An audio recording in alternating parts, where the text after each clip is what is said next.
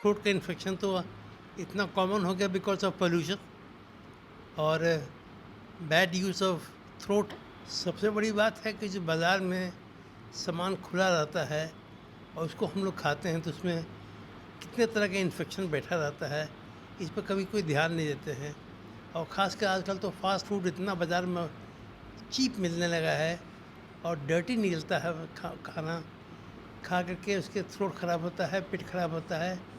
तो इस पर हम लोग को ध्यान देना चाहिए कि इधर उधर ज़्यादा नहीं बाज़ार खाएं और पानी खास कर पीने के लिए जो है वो इन्फेक्टेड वाटर नहीं पिएं। अगर हो सके तो पानी अपना कैरी करना चाहिए। न्यूज फॉर नेशन के खास बातचीत में आज हम सेहत से जुड़ी हुई समस्या पर बात करेंगे, जिसमें आज हमारा टॉपिक है ईएनटी डिसऑर्डर। ईएनटी डिसऑर्डर क्या है? शरीर का हमारा वैसा अंग जो काफ़ी सेंसिटिव है, जिसमें नाक, कान, गला, ये 3 चीज़ आता है। अगर इसमें कोई परेशानी आती है तो हम सबसे पहले ईएनटी विशेषज्ञ को ढूंढने लगते हैं और उनसे ट्रीटमेंट लेने लगते हैं। लेकिन क्या आप जानते हैं कि ईएनटी डिसऑर्डर क्या होता है, वह हमारे शरीर पर किस तरह से हार्म पहुंचाता है? आज हम इसी विषय पर बात करेंगे। पटना के जाने माने डॉक्टरों में से एक, जिन्हें लाइफ टाइम अचीवमेंट अवार्ड मिला है, डॉक्टर ब्रिजलाल से। शायद आप भी उनसे ट्रीटमेंट किए होंगे, तो आप इनकी बातों को गौर से सुनेंगे और उसे अपने जीवन में जरूर अमल करेंगे। सर, स्वागत है आपका न्यूज फॉर नेशन में। Thank you. Sir, ENT disorder क्या है? ईएनटी डिसऑर्डर मतलब ईआर नोज थ्रोट में जो बीमारियां होती हैं रोज़ दिन में, उसी को बोलते हैं ईएनटी डिसऑर्डर। तो सर, कभी ऐसा देखा गया है कि गले में खराश या फिर नाकों में स्वेलिंग या फिर कानों से कम सुनाई देना, तो ये तमाम चीज़ें क्या ईएनटी डिसऑर्डर में ही आता है? जी हाँ, ये सब है। तो इसका कारण क्या है? कारण तो अनेक हैं, कारण को समझाना एक बार में बड़ा मुश्किल है, मगर खासकर थ्रोट का इन्फेक्शन तो इतना कॉमन हो गया बिकॉज ऑफ पोल्यूशन और बैड यूज़ ऑफ थ्रोट। मतलब ये कि सर्दी तो आम जनता में बहुत कॉमन हो गया है और पोल्यूशन के चलते तो इतना डिसऑर्डर हो गया है कि आदमी को सोर थ्रोट होना बहुत कॉमन है। और सोर थ्रोट के बाद मिसयूज़ ऑफ वॉइस होता है। मतलब ये कि जहाँ कम बोलना है वहाँ भी ज़्यादा लोग तेज़ बोलते हैं, तो इस तरह से तो थ्रोट का अब्यूज़ होता है। और इतना ज़्यादा पोल्यूशन है समाज में कि इसका कोई वर्णन नहीं है और हम क्या बताएं। तो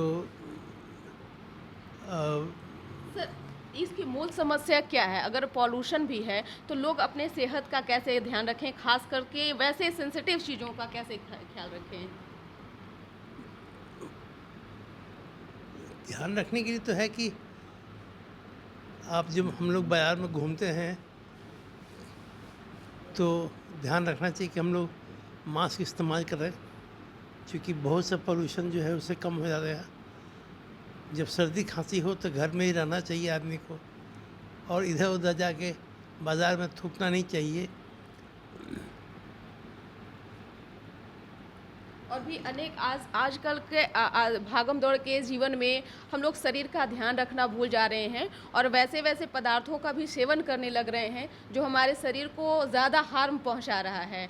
जैसे हम ठंडे चीज़ों का ज़्यादा इस्तेमाल कर रहे हैं, जैसे कोल्ड ड्रिंक्स हो गया, स्वीट्स हो गया, जो कि हम उसको एक तरह से कहा जाए कि हम अपने सेहत का ध्यान रखना ही भूल जा रहे हैं। तो क्या कोई खाने का सामान भी ऐसा है जो हमारे शरीर, जो हमारे कान, नाक, गला को जो है ज़्यादा ये परेशान कर सकता है?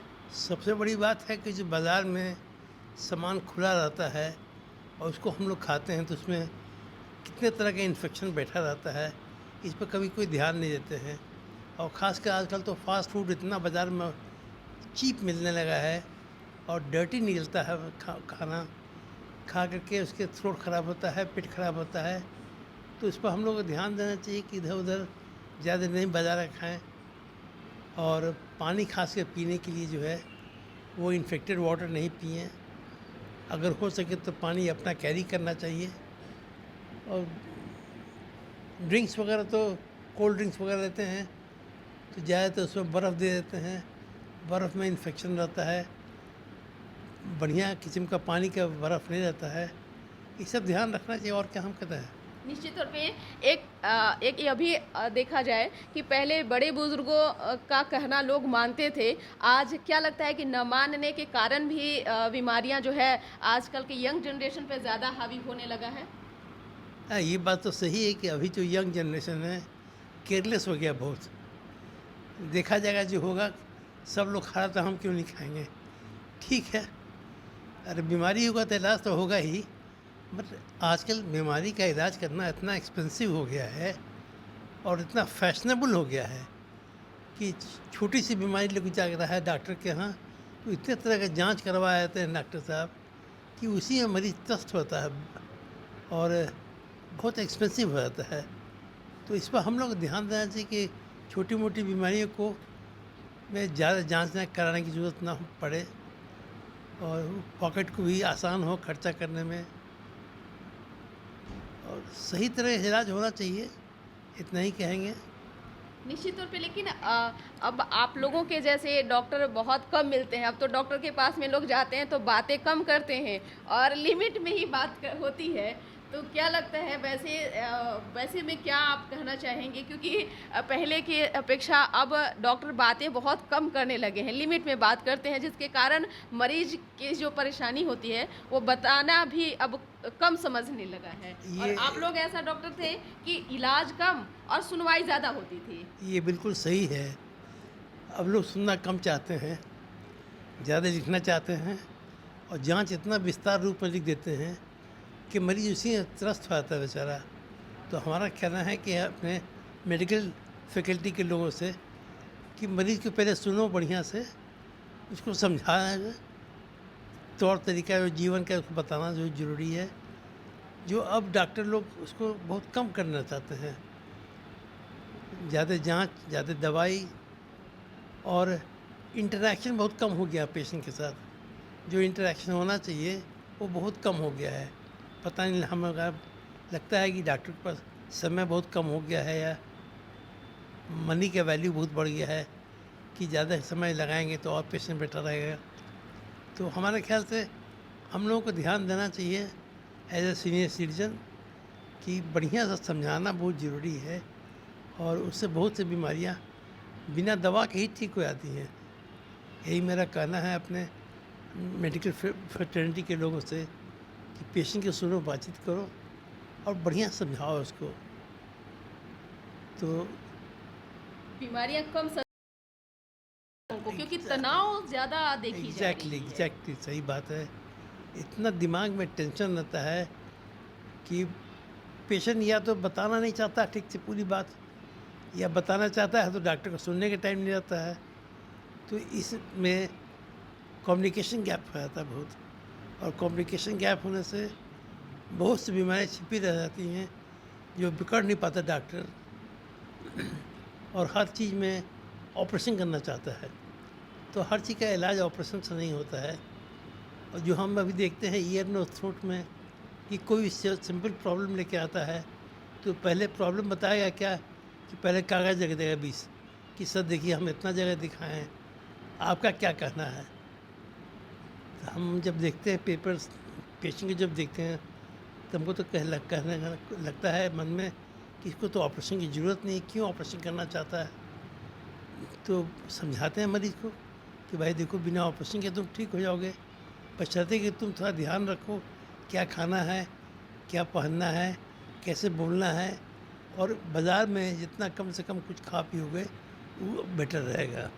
सर एक आपसे ज़रूर रिक्वेस्ट करेंगे जाते जाते कि आप वैसे छोटी छोटी बीमारियों में क्या लोग प्रयोग करें, जैसे सर्दी हुआ तुरंत कोई दवाई ले लिए, या फिर कान में कुछ दिक्कत हुई तो तुरंत हम कुछ मेडिकल शॉप पे गए, तुरंत दवाई ले लिए, खरीद करके खा लिए, गले में खराश हुआ तो कुछ वैसी दवाइयाँ प्रयोग कर लिए, उससे और भी ज़्यादा हार्म शरीरों पे पहुंच रहा है। तो आप वो एक जो संजीवनी बूटी की तरह जो लोगों को इलाज करते थे, यही कारण था कि डॉक्टर ब्रिजलाल के पास आज भी काफ़ी संख्या में मरीज जो है वो पहुंचते हैं।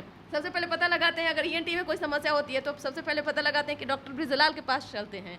तो आप वो अपना बहुमूल्य बातें जो हैं थोड़ा आप दर्शकों को ज़रूर बताएं कि छोटी छोटी समस्याओं में कैसे बचा जा सकता है। नहीं, सबसे इम्पोर्टेंट है मिसयूज़ ऑफ ड्रग्स नहीं होना चाहिए। Over medication kills a person.